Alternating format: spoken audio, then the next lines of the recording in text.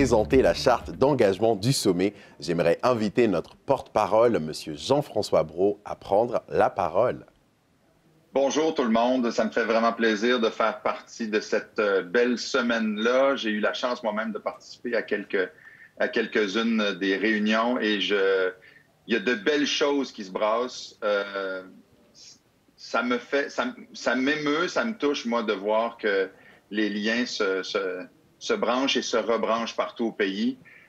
Cette belle charte-là, je la lis, ça fait quelques heures maintenant et je suis prêt à vous la dévoiler. Je suis prêt aussi, personnellement, à m'engager. Avant de le faire, je veux vous la présenter. Alors, nous, francophones du Canada, saisissons l'occasion de célébrer la vitalité de la francophonie canadienne après plus de 4 siècles de présence française en terre d'Amérique. Unis par une langue commune, nous, francophones par choix, par usage ou par héritage, avons inventé et inventons toujours des manières de parler, d'écrire, de chanter, de raconter, de penser et d'expliquer en français qui n'existent nulle part ailleurs. La variété, oui, de nos accents et de nos cultures témoigne de l'attrait qu'exerce notre langue commune auprès de personnes de toutes origines, ainsi que de son enracinement sur le continent. Déterminés par des occasions concrètes à faire progresser la francophonie et la langue française partout au Canada, nous sommes conscients de l'importance de resserrer les liens entre Québécois et Québécoises et les autres francophones et francophiles, de bâtir des ponts et d'établir des dialogues et des collaborations durables entre nous. Ainsi, considérant que la francophonie est une caractéristique fondamentale du Canada, considérant que la francophonie contribue de manière importante au tissu social canadien et que la langue française confère au Canada un avantage marqué sur la scène mondiale, notamment en matière d'économie et de diplomatie, considérant que la nation québécoise, le peuple acadien et les communautés francophones des provinces et territoires constituent les fondements de la francophonie canadienne, que les francophiles ainsi que les nouveaux arrivants et les nouvelles arrivantes participent à l'agrandissement de l'espace francophone du Canada.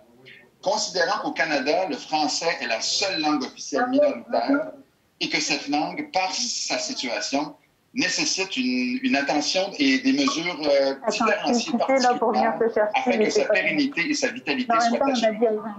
Considérant que la pérennité et la vitalité de la langue française reposent sur le soutien du gouvernement et aussi sur la volonté des individus et des organisations de la société civile qui la feront vivre au quotidien, considérant que, dans un esprit de solidarité renouvelée entre francophones et francophiles, il y a lieu de poursuivre et de multiplier dans la voie tracée lors du sommet sur le rapprochement des francophonies canadiennes en juin 2021, les collaborations concrètes et durables entre le Québec, les Québécois et les Québécoises, ainsi que les francophones et francophiles partout au Canada.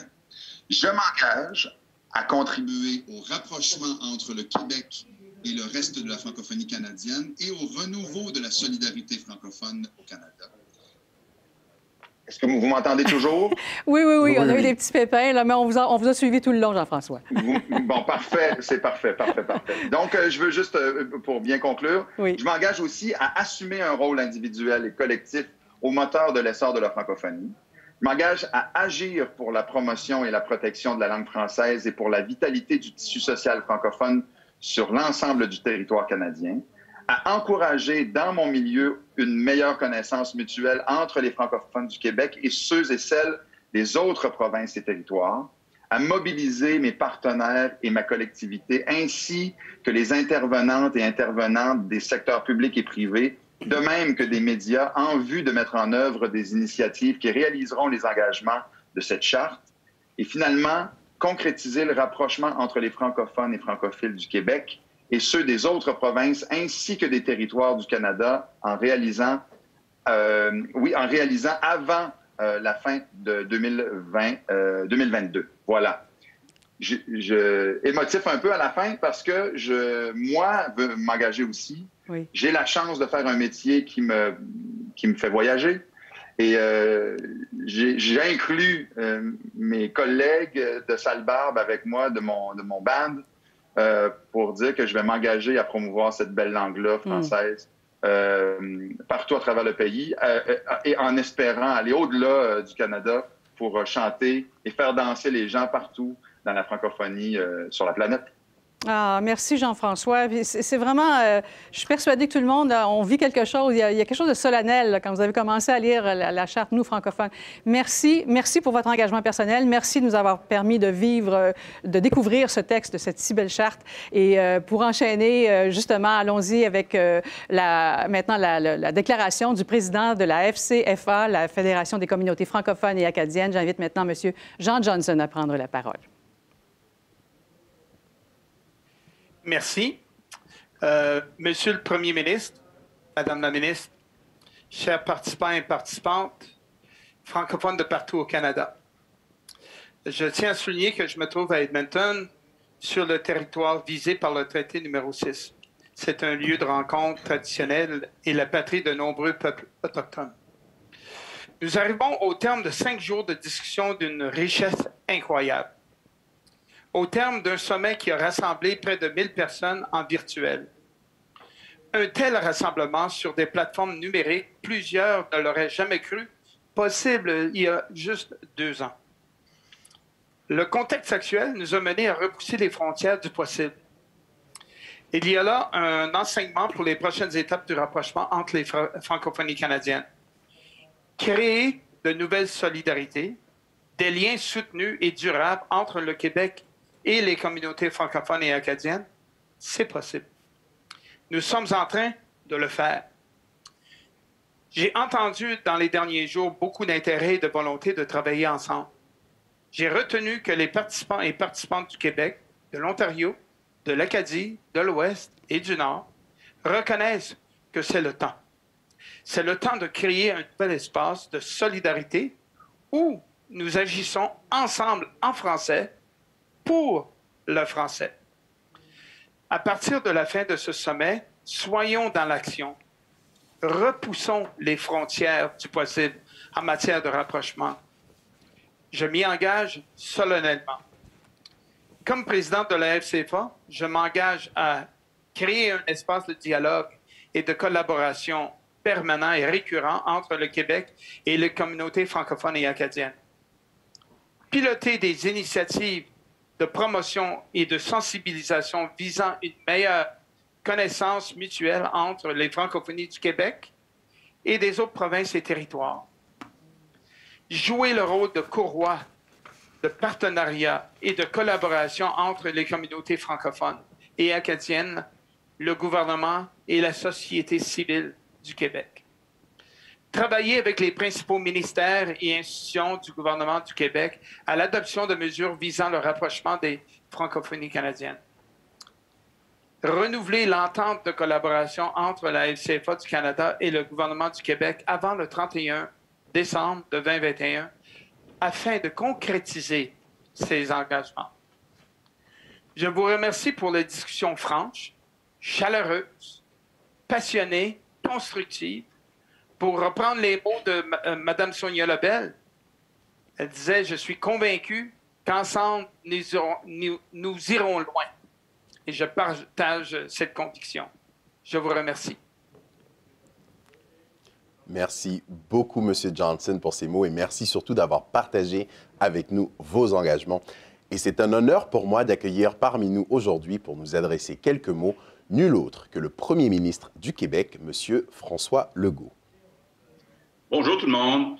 Écoutez, je veux d'abord saluer ma collègue, Sonia Lebel.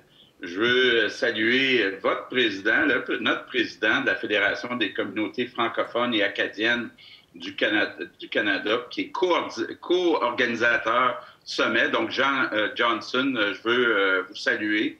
Je veux saluer aussi, on me dit qu'il y a des sénateurs, des ministres, des députés. On me dit qu'il y a le consul aussi général de France à Québec, M. Sanchez, qui est là. Je vois aussi Jean-François Brault, qu'on connaît tous au Québec.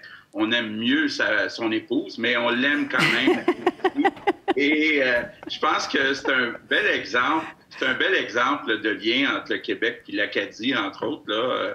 Je sais que son père donc, est acadien, puis sa mère gaspésienne. Puis là, sa blonde vient du Québec. Donc, c'est un beau mélange et je suis très fier de participer aujourd'hui à ce sommet. Je veux féliciter tous les organisateurs qui ont travaillé sur ce sommet.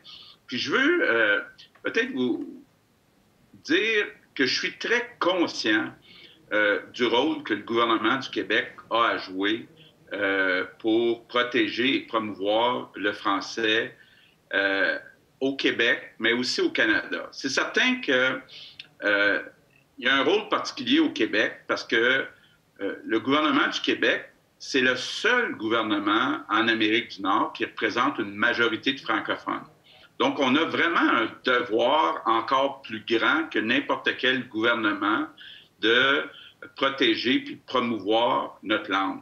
Mais je veux vous dire que même si on est passé de Canadiens français à Québécois, à Nation québécoise, on n'oublie pas les francophones du reste du Canada, en particulier ceux de l'Acadie. On comprend très bien qu'il faut travailler, puis je suis content de voir dans la charte là, que j'ai signée des engagements concrets pour aider les francophones, ne serait-ce que du côté de l'éducation, donc s'assurer qu'on donne un coup de main à la promotion du français. Bon, vous le savez, on a déposé il y a quelques semaines un nouveau projet de loi, une réforme de la loi 101 qui a été une loi très importante au Québec, à l'époque déposée par Camille Lorrain. Il était temps de la moderniser, donc loi 96, et il faudra toujours se battre pour notre langue parce qu'on est dans un océan anglophone en Amérique du Nord.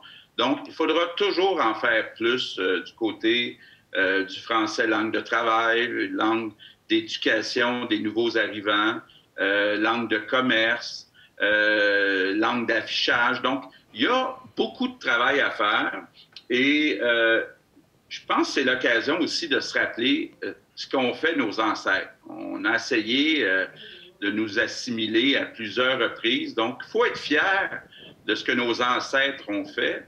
Il faut être fier aussi de ce que vous faites depuis des années, entre autres dans le reste du Canada. C'est encore un plus grand défi de protéger notre langue quand on est hors Québec.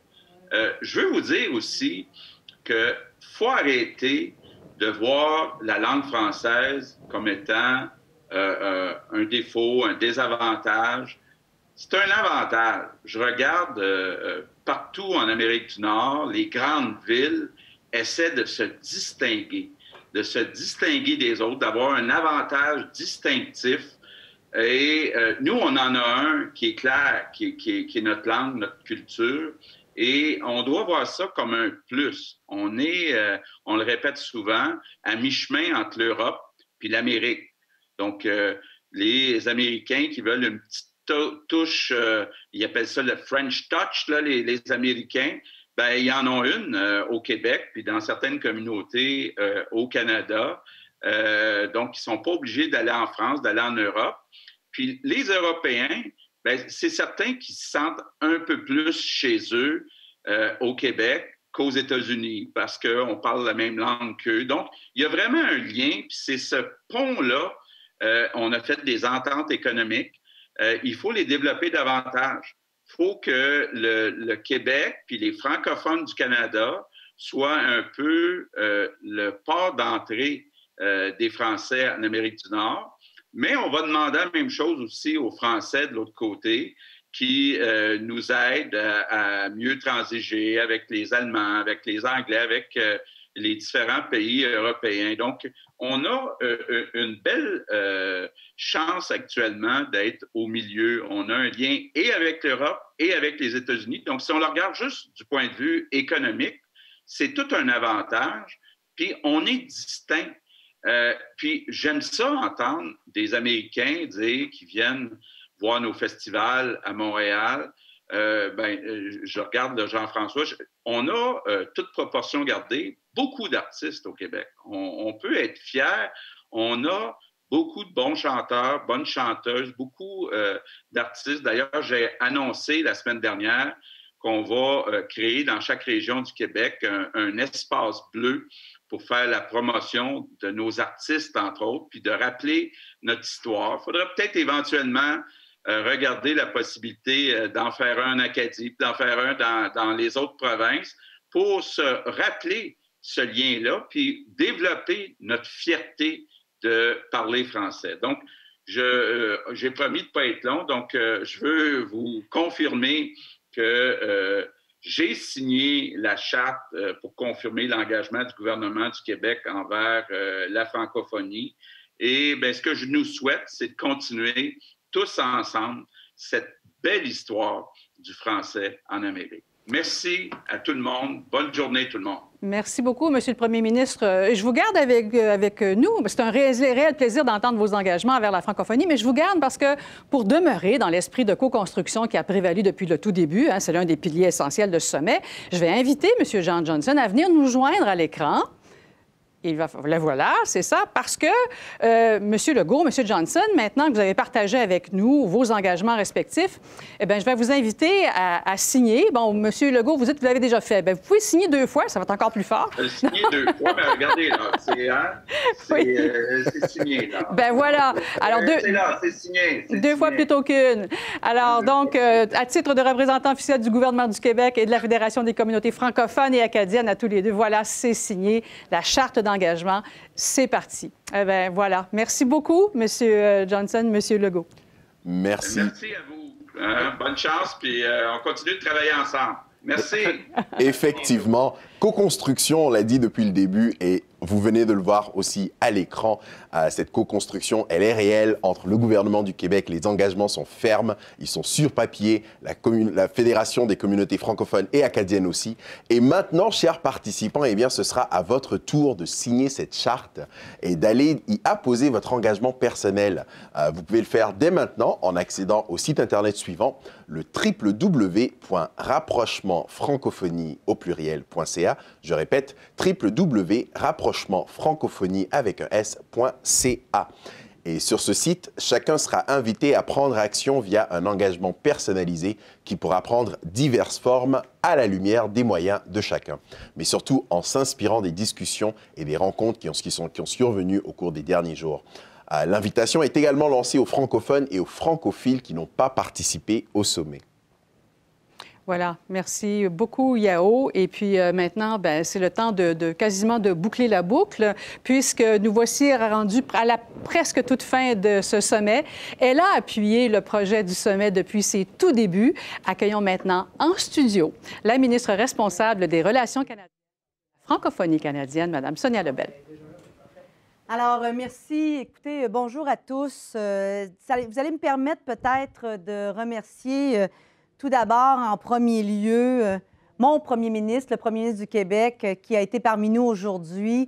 Je pense que ses propos, son engagement, sa présence démontrent bien à quel point notre langue française, notre langue commune est importante pour tous et l'engagement qu'il vient de prendre, que nous prenons tous aujourd'hui, est encore plus présent et encore plus fort.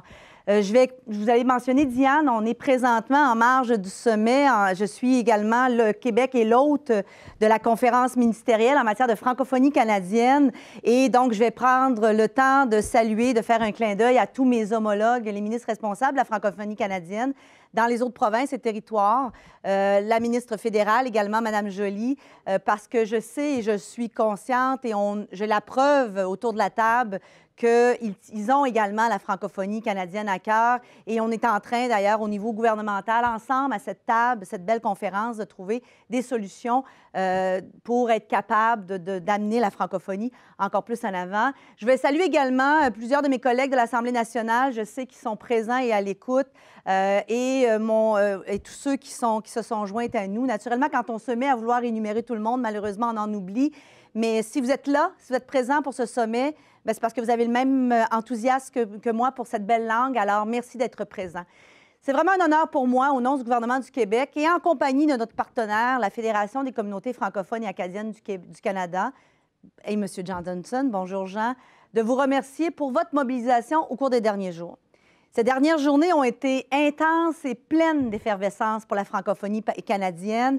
Et c'est dans cette volonté de continuer ce mouvement que, en tant que ministre responsable des Relations canadiennes et de la francophonie canadienne, je m'engage à renforcer le dialogue et la collaboration avec les communautés francophones et acadiennes de partout au Canada. D'ici la fin 2021, je vais présenter la prochaine politique du Québec en matière de francophonie canadienne. C'est cette politique qui guidera l'ensemble de l'action gouvernementale dans la prochaine étape des relations entre le Québec et les francophones du Canada. La première politique du Québec, peut-être plusieurs d'entre vous le savent, à l'égard des communautés francophones, a été présentée par Mme Louise Beaudoin en 1995. Elle s'intitulait « Un dialogue, une solidarité agissante ». Donc, cet esprit, cette volonté-là d'être en communication, en dialogue, de partager, je voyais dans les mots-clics, là, collaboration, dialogue, conversation, bien, est présente depuis les débuts de l'engagement du Québec envers la francophonie canadienne. 11 ans plus tard, c'est M. Benoît Pelletier qui présentait la politique L'avenir en français. Et aujourd'hui, bien, les discussions que nous avons eues cette semaine, les résultats des premières consultations publiques et les constats que moi, j'ai moi-même fait dans ma tournée dans les communautés francophones, tout juste avant la pandémie, d'ailleurs, et dans la volonté de bien préparer ce sommet qui se voulait une étape et non pas la fin de tout. Ça va nourrir, Diane, directement notre réflexion pour la prochaine politique. Et c'est fort important. René a eu l'occasion de vous le dire, c'est une mine de richesse, ces conversations, et on va très sincèrement s'en inspirer pour la suite de nos actions. Donc, la seconde phase des consultations publiques débutera dans les prochaines semaines, servira à prioriser d'ailleurs de nombreuses idées déjà évoquées lors du sommet. Je vous encourage à nouveau à y participer en grand nombre. C'est important qu'on participe tous à la conversation continue et qu'on continue à alimenter ce momentum extraordinaire et cette effervescence, cette fébrilité qu'on sent déjà depuis le début du sommet et même avant. Donc, comme nous pouvons le voir grâce aux chiffres et aux constats et aux résultats qui ont été présentés plus tôt, je pense que je peux me permettre, Diane, de déclarer que le sommet a été un franc succès. Je vais le faire, je vais le dire, je vais oser le faire moi-même. Et de toute façon, je le sens dans tous les messages, les contacts que j'ai eus avec certains d'entre vous au cours de la semaine, que c'est bien le cas. Mais je ne pense pas que je m'avance trop en disant ça. Il y a eu beaucoup de pistes de collaboration, des pistes d'action concrètes qui ont été discutées. Et je veux juste vous assurer qu'elles ont été entendues et bien entendues. Donc, en se connaissant davantage, j'en suis complètement convaincue. Moi, j'ai de la famille au Nouveau-Brunswick, j'ai de la famille dans l'Ouest canadien qui vivent en français, qui peuvent me rapporter ces difficultés-là, mais je pense que c'est quand on arrive à se connaître davantage, quand on resserre ces liens-là au gré des conversations et des contacts qu'on a, c'est comme ça qu'on peut bien renforcer notre solidarité francophone. Et il y aura des projets de collaboration qui vont émerger certainement de tous ces beaux moments et on ne peut que s'en réjouir. Pour les mettre en œuvre, vous pouvez compter sur les équipes du Secrétariat du Québec aux relations canadiennes. Vous pouvez compter sur les équipes de tous les bureaux du Québec au Canada. On a plusieurs antennes, d'ailleurs, qui ont été développées dans les dernières années. Et j'en profite, d'ailleurs, pour remercier tous ces gens-là, toute cette équipe-là, tout ce personnel-là, pour leur grande capacité de mobilisation, leur capacité d'adaptation. On a basculé en mode virtuel, ce qui n'est pas peu dire. Et tout ce qu'ils ont fait là, pour s'assurer depuis le tout début du projet du sommet, il y a plus de 2 ans déjà, pour s'assurer qu'on vive ensemble tous ces moments extraordinaires qui, je suis certaine, passeront à l'histoire. Donc, surtout, gardons en tête que le sommet est une étape, je l'ai dit, vers le rapprochement que nous souhaitons. Ce n'est pas la fin en soi.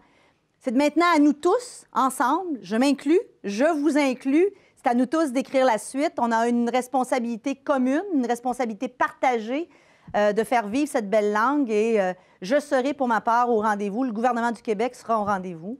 Et maintenant qu'on est pleinement inspirés des meilleures idées des uns et des autres, bien, allons de l'avant. Mobilisons-nous afin de soutenir la vie en français et d'assurer que le rayonnement de la langue française est vivant partout au Canada. On peut avoir de grandes ambitions pour la francophonie canadienne. Il faut avoir de grandes ambitions pour la francophonie canadienne. Mon premier ministre est un premier ministre qui a de grandes ambitions. Je pense qu'on peut avoir les mêmes ambitions, nous, au niveau de la francophonie canadienne, et c'est important. Je le répète, c'est en unissant nos forces qu'on va aller de l'avant. C'est ensemble qu'on est plus fort et c'est en favorisant un réel partage de nos expertises qu'on pourra justement réaliser ces ambitions. Le gouvernement du Québec est pleinement investi dans son désir de participer au rapprochement des francophonies canadiennes. Si ma présence et celle du premier ministre ne vous convainc pas, bien, on vous convaincra certainement par nos actions dans le futur et on fera en sorte que le Québec assume le rôle de chef de file qui lui revient. Celui aussi d'être un partenaire des communautés francophones et acadiennes dans une relation mutuelle de respect et d'écoute.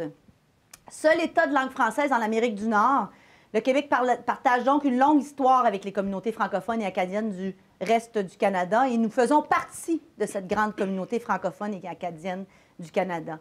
Il en découle une responsabilité particulière pour le Québec, par contre, on ne le dira jamais assez, celle de soutenir leur vitalité, leur vitalité de ces communautés, et celle du français, non seulement au Québec, mais aussi au Canada. La langue française est la seule des 2 langues officielles au Canada à être minoritaire. Elle doit être protégée, elle doit être promue. Nous devons pouvoir vivre en français, qu'on soit au Québec ou francophone dans une communauté ailleurs au Canada et partout au Canada.